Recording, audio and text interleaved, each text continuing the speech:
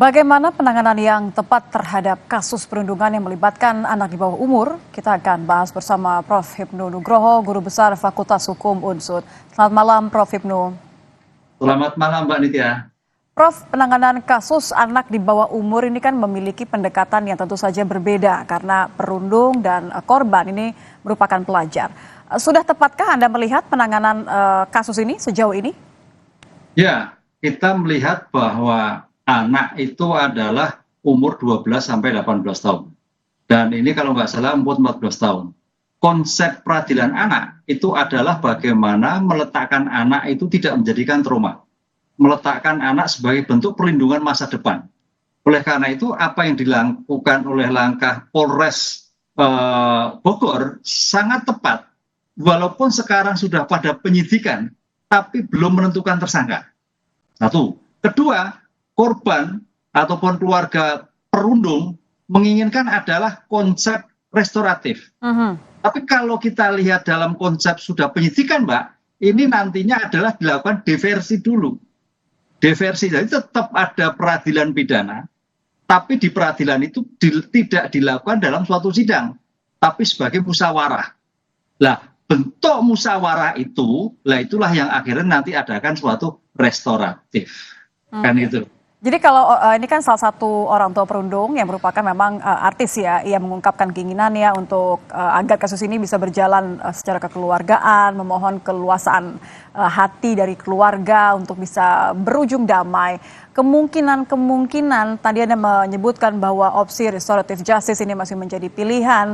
Apakah masih terkejar atau justru pertanyaan saya adalah apakah ini pendekatan yang tepat? Pendekatan yang tepat, Mbak. Karena di dalam konteks Undang-Undang Perlindungan Anak, kewajiban negara, apalagi terhadap kasus yang diancam kurang dari 7 tahun, ini kalau kita lihat kan ancamannya mungkin kan 3 tahun, Mbak, kaitannya dengan pelecehan, kalimat yang tidak baik, kalau toh sampai ada penilaian itu 5 tahun. Jadi masih kualifikasi bagaimana negara, polisi, wajib, nah ini katakanlah, wajib melakukan diversi. Diversi itu peralihan pidana, yang ujungnya adalah bagaimana pemulihan keadaan si korban. Nah, disinilah saya kira nanti letak bagaimana polisi, bagaimana keadaan sosial, Bapas, masyarakat ikut mendukung bersama. Karena konsep RJ yang didahului dengan diversi itu menentukan tidak hanya pemulihan korban, tapi juga bagaimana pemulihan keadaan sosial. Oke, maaf saya potong, Prof. Sosial masyarakat. Bagaimana kemudian menyeimbangkan atau memastikan bahwa penanganan kasus perundungan disikapi serius, tapi tidak kemudian mengesampingkan bahwa ini apakah betul ada efek jera nantinya?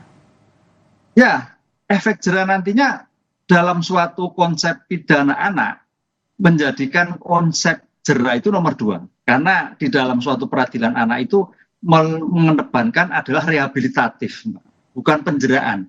Jadi menjadikan anak bisa hidup kembali, bisa bermain kembali, bisa tidak ada suatu tekanan. Lain dengan pidana orang dewasa, ini bukan penjeraan, tapi ada rehabilitatif. Nah, disinilah makanya bagaimana mengembalikan keadaan si korban, juga mengembalikan keadaan perundung, juga mengembalikan keadaan sosial di masyarakat.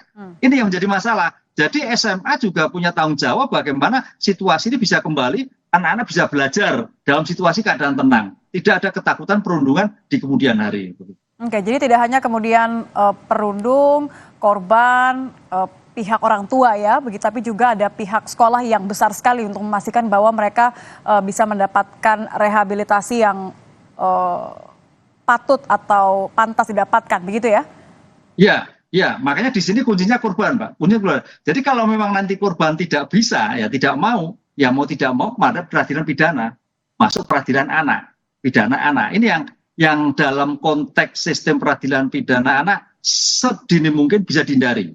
Karena konsep restoratif itu suatu peradilan yang baik, bagaimana mengalihkan anak bisa kembali pada masyarakat. Anak tidak menjadikan trauma, anak bisa berkembang sesuai dengan keadaan anak masa depannya. Begitu, Pak. Oke, terima kasih Prof. Hipnu sudah bergabung bersama kami di Kompas Malam. Guru Besar Fakultas Hukum UNSUD, Hipnu Nugroho.